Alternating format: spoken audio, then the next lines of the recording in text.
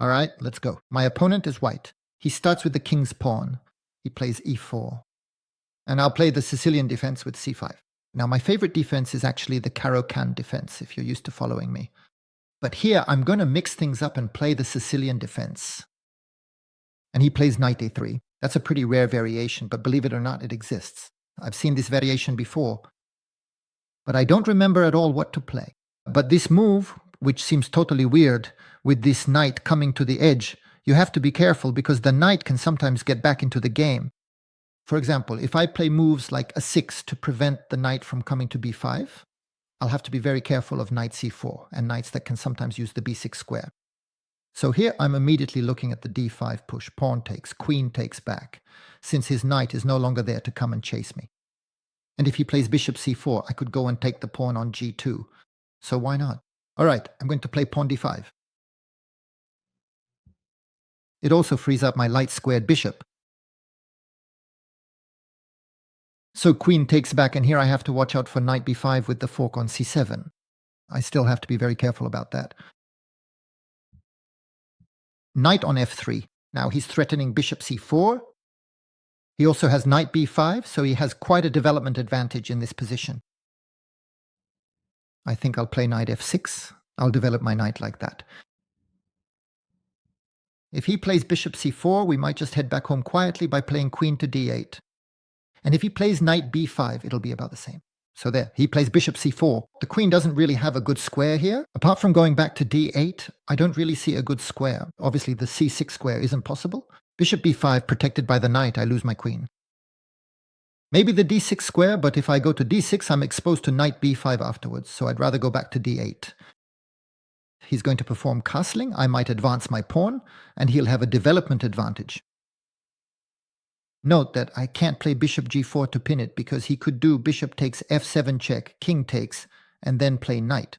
Then to e5, giving check. And his knight could then take my bishop. On bishop g4, there's also the amusing move knight e5 immediately, because if I take his queen, he does bishop takes f7, mate. So here, I'm going to play e6.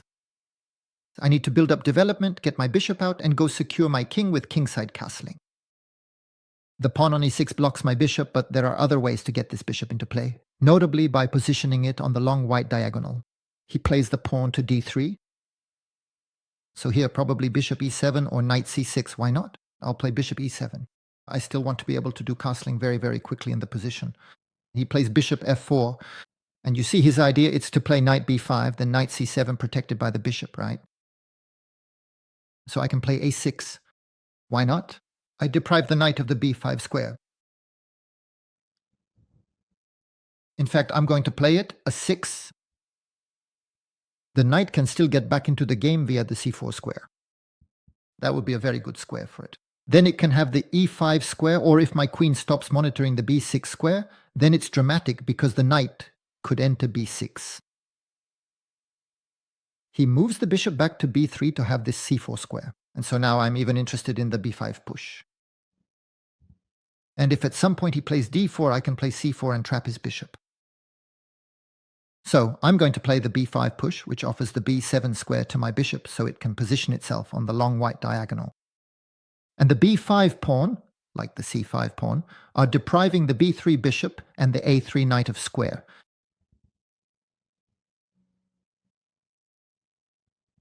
He plays c4, so now he's threatening the double take. I'll certainly push with b4. b4, he goes to c2, and the knight will help with the d4 push later. But well, I don't see a better move, you know. Otherwise, I have to play a move like bishop d7 to protect the pawn, but that hinders my queen's influence on the d-file. The b4 push gives him some bishop's checks, right? I can play bishop d7 to protect myself. It's not that bad. But anyway, we'll play it regardless. He plays knight c2. Now, I really don't want to take the check, so I'm going to do kingside castling. And you see, his two knights and his queen can support the d4 push to get rid of the backward d3 pawn. And that's what he's doing, actually. Now, I'm looking at bishop b7. If he plays d5, he should normally lose his pawn because I'm attacking more times. So I'm going to play bishop b7. In case of a take on c5, I can exchange queens, or not for that matter. I can also leave the queens as they are on the d file and retake with the bishop on c5. He's still a bit better developed. I haven't developed my knight on b8 yet. I need to manage to do that. Maybe he can play queen e2 quite simply. Connect his rooks and free up the d1 square to put a rook opposite my queen. And that's what he does, queen e2. Now I'm looking at queen b6. If he plays d5, take on d5. But I'm going to have a problem with my bishop on e7. So now I'm thinking about taking on d4 and playing knight c6 to offer some piece exchanges anyway. All right, let's take on d4 once. He takes knight c6. We offer piece exchanges. He might put a rook on d1.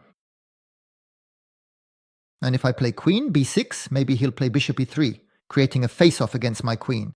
But I have bishop c5, you know. So it's fine. Queen b6.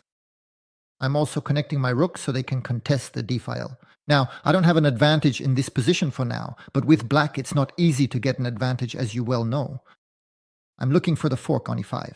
It's not possible because he has triple control of this square, but we should keep it in mind anyway. Sometimes opportunities can appear, and the e-pawn is the extra pawn I have, because his extra pawn is on the queen with the pawn on c4.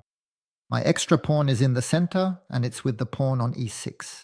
So I'm looking at ways to activate it. For now, it's not possible. So my moves are putting the rook, one of the two rooks, on the d-file, maybe pushing a 5 or 4, having a move like bishop c5. Those are pretty much my different potential moves in the position. He plays bishop e3. So here we have to look at knight g4 to attack the bishop, or else bishop c5. If I play knight g4, does he have any nasty moves with his knight? He's going to play knight takes. Because if I play knight takes bishop, he'll have time to take my bishop with check with his knight. And only after that, he'll take back on e3. So, I'm going to play bishop c5.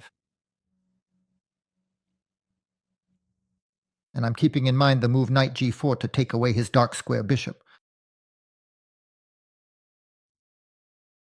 There's a lot of tension on the d4 square right now. You can feel it, especially since my rook can also come to d8. There's going to be a huge amount of pressure on the d4 square. Pushing a 5 won't help, because even if I play a 4, the bishop goes to c2 on a better diagonal than before. Might as well leave that bishop on b3. So I think my threat is really knight g4, even if I'm not that thrilled about giving up the knight, which is the only piece defending my king side, actually. He plays bishop a4. So here I'm hesitating between taking his knight, knight g4, or putting one of my two rooks on d8. Those are my three candidate moves in the position. I think the wisest thing for me is to still put a rook on the d-file. I was afraid to play knight g4. I was afraid to play knight g4 and go capture the dark squared bishop because he takes back with the pawn. Sure, his pawn structure is worse, but I'd lose the only knight defending the king side while opening the f-file. As for his bishop, he doesn't have to trade for my knight on c6. He can go to c2 to attack my castling. With moves like knight g5 that can come, the queen that can come, so the bishop, the knight, the queen, the rook on the f-file, I was afraid. Maybe I'm wrong, there are things to calculate, but I didn't have much time, I wasn't comfortable with that variation. So I'm leaving my knight where it is on f6. I'm playing rook d8. After all, the rook wasn't playing.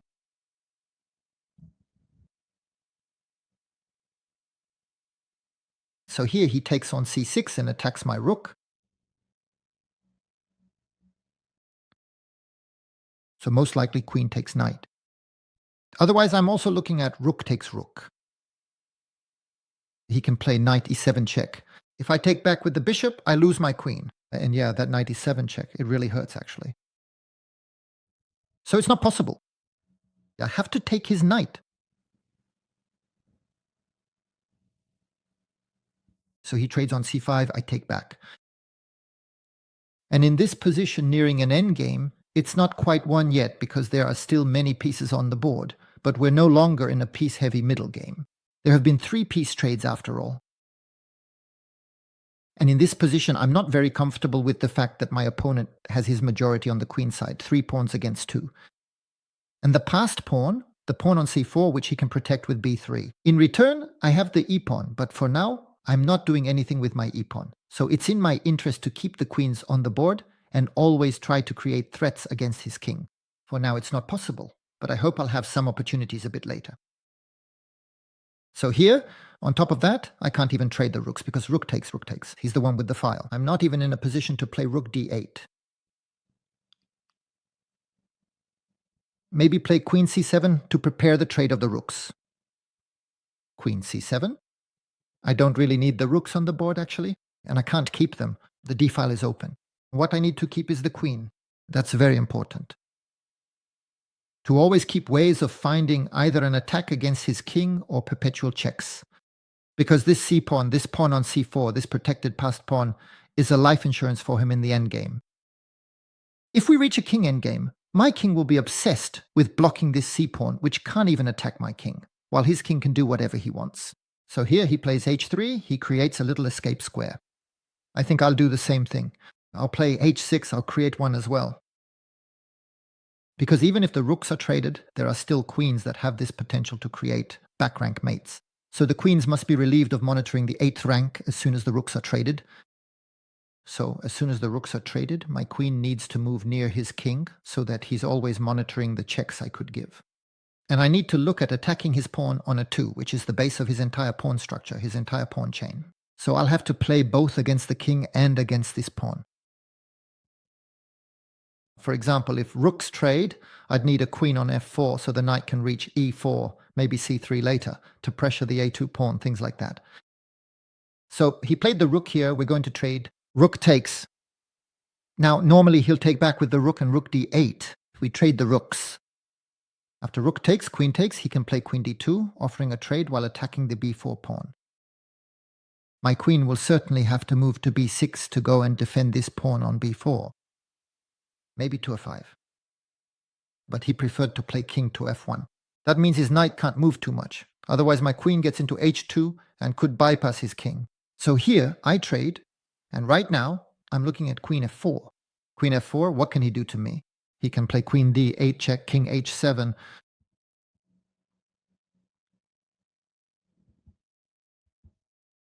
And then he can try to attack the pawn on f7, the b4 pawn, or the pawn on a6. I don't have much time left, unfortunately.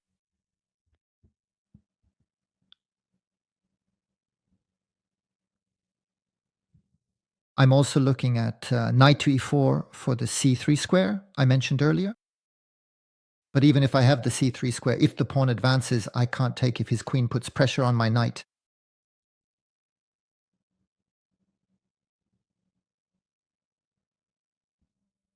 Well, I'm going to play knight to e4 anyway.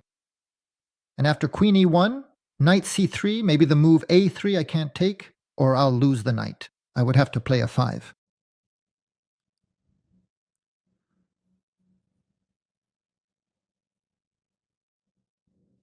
Otherwise, queen e1, I was looking at other moves too, but I'm out of time. He plays queen d4, so I'm going to play knight c3.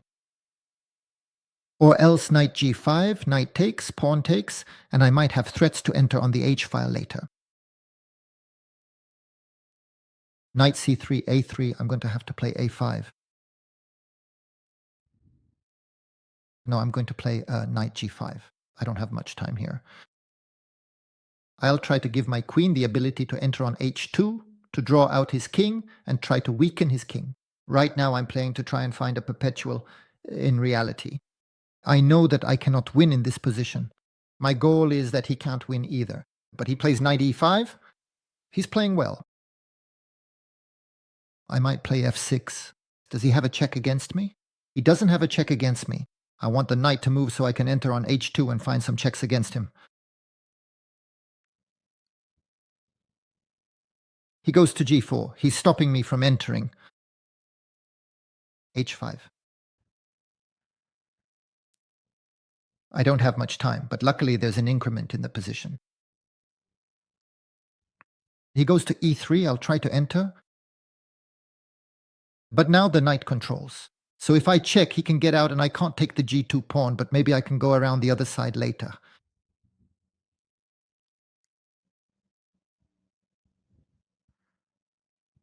He comes here, I check, and I'm going to go to b1. I attack the a2 pawn. I'm threatening queen b2, but he can take the pawn, and I won't be able to take the a2 pawn. But normally I should have the perpetual check. He has to go to f1, but I'll have checks on c1. He's going to put the knight in. I'm coming back to check. I don't have much time. He moves there. He's taking risks now because I can take the pawn on f2 and attack his knight.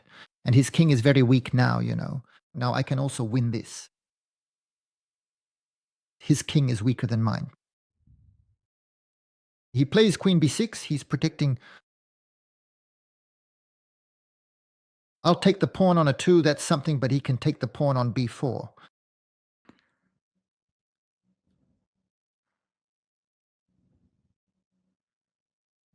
Let's bring back the knight. Careful not to get hit by a fork.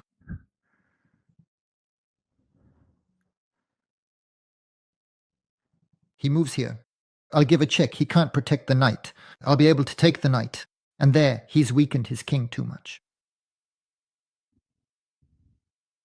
So in this position, he's weakened his king too much. I'll play f5 to hold my knight and threaten queen f2 mate. He moves there.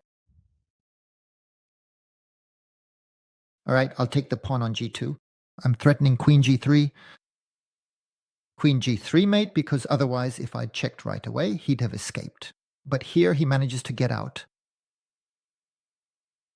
At this moment, I really don't see any possible way to checkmate him right now. Honestly, I just don't have much time left to figure it out. I'll put my queen here to set up discovered attacks with my knight. That might be interesting. I don't know if I have good discovered attacks, but I'll give a check.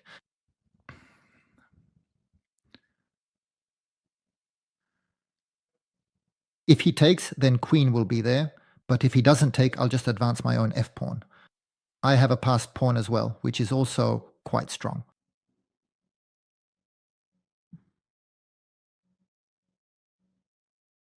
He advances his, but I advance. If his pawn reaches c7, I can play knight e8 and eliminate it anyway.